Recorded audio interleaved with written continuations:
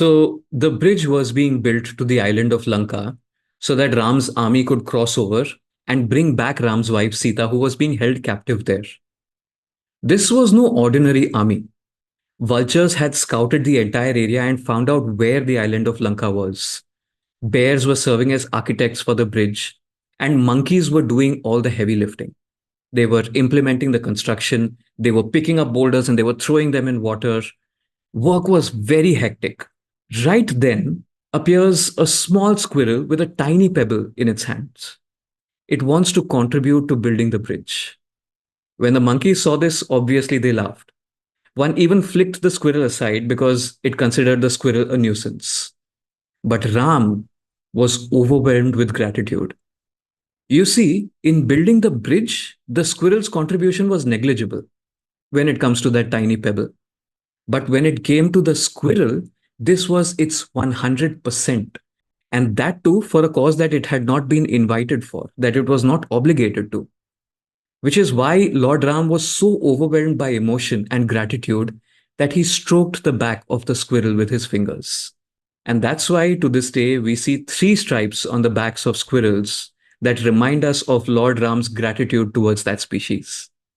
Now, on the other hand, let's look at the visitor who bellows at the security guard because the guard asked him for his contact details.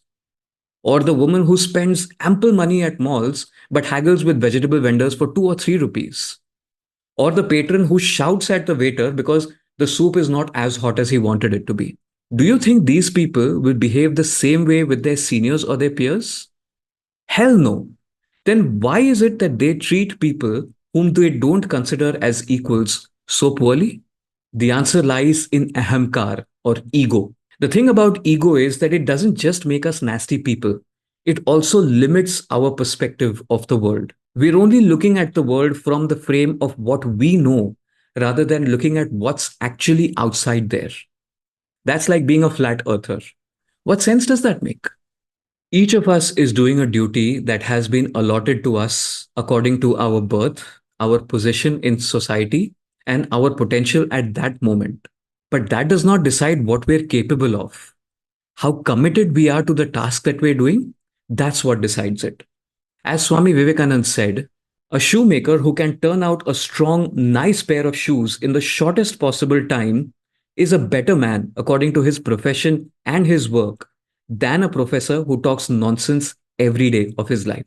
Which brings me to the main quote of today's episode, and that is, we should always try to see the duty of others through their own eyes and never judge the customs of other people by our own standards.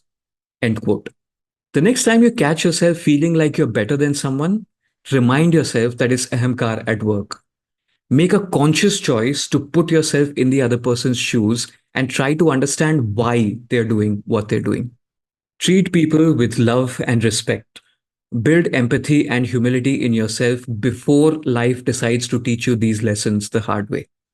Because those hard lessons are never comfortable. And until next time, namaste.